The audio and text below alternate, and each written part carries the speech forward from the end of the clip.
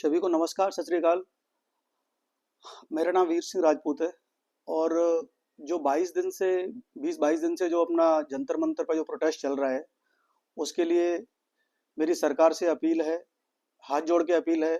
मुझे पता है मैं एक छोटा यूट्यूबर हूँ, मेरी आवाज़ नहीं लगता मुझे कि वहाँ तक पहुँचेगी, लेकिन जितने मेरे भाई बहन हैं जिस वीडियो को देखें सुने इसको शेयर करें, जिससे जो घटना घटी है, पेपर लीक हुआ है। पेपर लीक होना कोई बड़ी बात नहीं है, लेकिन उसके बाद में जो इम्पैक्ट हुआ है, जिन बच्चों ने सुसाइड किया है, जिन बच्चों ने इतनी रात दिन दिन भर पढ़ाई करके, रात भर पढ़ाई करके 24 घंटे पढ़ाई करी है कुछ बच्चों ने, और जिनके माँ बाप, जिनकी कैपेसिटी नहीं है पढ़ाने की, इनके पास पैसा नहीं है, उन्होंने अपने घर परिवार में कंप्रोमाइज करके, खाने में कंप्रोमाइज करके, उन्होंने अपनी जमीन बेच के, किसी ने अपने घर बाहर मेहनत करके बच्चों को पढ़ाया है, उन बच्चों के भविष्य पर पानी फेरा है। कुछ बच्चों ने आत्महत्याएं की हैं, जिनका एक एक बच्चा है, वो बच्चा आत्महत्या कर गया कि भाई मेरे को तो कुछ नहीं हो पाया, सरकार से गुहार लगाए बैठे हैं उनके माँ बाप वहाँ पे। तो मेरी सरकार से अपील है कि उन माँ बापों को से मिले, उन माँ बापों को सहारा बने उनका, और भविष्य में एक ऐसी व्यवस्था स्थापित करे कि ये चीज़ें कभी दोबारा नहीं हो। किसी का बेटा, किसी का भाई, किसी का चाचा, किसी का ताऊ किसी तरीके से कभी ऐसे परेशान नहीं हो किसी पेपर लीक वाली घटना से। दूसरी बात यह है कि किसी भी पॉलिटिशियन का इस्तीफा देने से कोई फायदा नहीं है। कोई भी हमारे बच्चों को कुछ नहीं मिलेगा, ना न्याय मिलेगा। हमारा जो बच्चे हैं हमारे, जिन्होंने आत्महत्या की हैं, उनको न्याय तब मिलेगा जब यहाँ की व्यवस्था सुधरेगी, और व्यवस्था परमानेंट सुधरेगी। ऐसे नहीं कि अभी सुधर गई फिर बाद में फिर वैसे के वैसा हो जाए। क्या फर्क पड़ता है, किसी पॉलिटिशियन ने आज इस्तीफा दे दिया, कल दोबारा वो उसी पद पर आ जाएगा, 2 महीने में, 4 महीने में, 6 महीने में। कुछ नहीं होता भाइयों उससे। हम किसी पॉलिटिशियन का इस्तीफा मांग रहे हैं, उससे क्या होगा?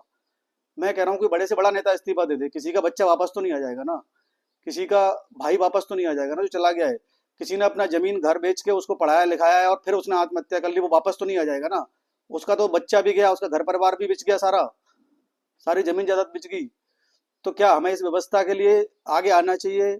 और सरकार से मैं कह रहा हूँ किसी प्रकार की कोई भड़काऊ भाषण न दें किसी भी तरीके का। हाँ, सरकार से एक शांतिपूर्ण तरीके से गुहार लगाएं सब लोग, उनसे अपील करें कि सरकार को एक बार कम से कम जाके वहाँ पे उन लोगों से मिलना चाहिए था, जो लोगों के बच्चे गए हैं, जिन लोगों की मेहनत गई है, जिन बच्चों जो बच्चे बेचारे हुआ टॉर्चर हुए हैं। हाँ, मुझे पता है कि वहाँ पे कुछ पॉलिटिशियन पार्टियां हैं जो वो अपनी रोटियां सेक रही हैं।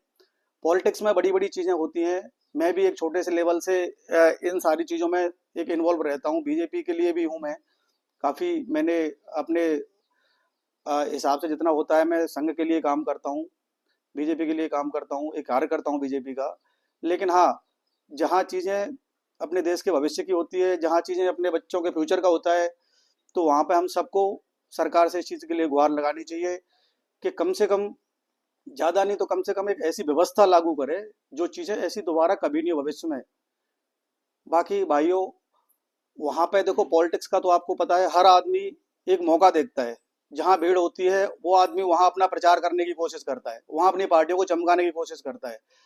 वहाँ पे जो देश विरोधी नारे लगाए जा रहे हैं, जो देश विरोधी गतिविधियाँ हो रही हैं, उन पर सरकार को प्रॉपर एक्शन लेना चाहिए। मैं उसके बिल्कुल समर्थन में हूँ कि वहाँ पे कोई टुकड़े टुकड़े गैंग आ रहा है, कोई गैंग आ रहा है, किसी धर्म को गालियाँ दिया जा रही है, किसी भी धर्म को गलत शब्दों से गलत शब्द इस्तेमाल किए जा रहे हैं किसी भी धर्म के लिए।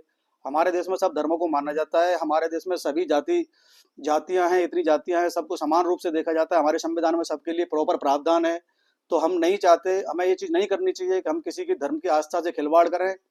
हाँ, मेरी बीजेपी के बड़े नेताओं से बिल्कुल दोबारा पुनः निवेदन करता हूँ कि उनके परिवारों से मिले, वहाँ जाए, उनकी खैर कुशल पूछे, उनको जो नुकसान हुआ है उन्होंने, किसी का देखो, कोई भी आदमी किसी का आदमी जाता है तो उसकी भरपाई कभी नहीं कर सकता, लेकिन आगे एक ऐसी व्यवस्था लागू करे, मैं पुनः ऐसी बात को बोल रहा हूँ कि आगे एक ऐसी व्यवस्था लागू करे कि किसी का बच्चा दोबारा नहीं जाए।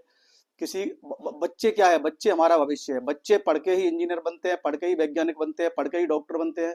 अगर उनके पेपर ऐसे लीक होते रहे तो वो पढ़ना ही बंद कर देंगे। उनको पता है यार, पूरे दिन मेहनत करने से, पूरे साल 6-6 साल तक मेहनत करते हैं बच्चे, उसका रिजल्ट क्या आना है? पेपर लीक हो जाना। तो मैं इसके बिल्कुल खिलाफ हूँ, सख्त खिलाफ हूँ इस पर सरकार से पुनः निवेदन करता हूँ कि ऐसी व्यवस्था बनाए। किसी के इस्तीफे की मांग नहीं करता मैं, लेकिन एक ऐसी व्यवस्था की मांग जरूर करता हूँ कि भविष्य में ऐसी घटनाएं दोबारा नहीं हो। धन्यवाद। जय श्री राम। सत श्री अकाल।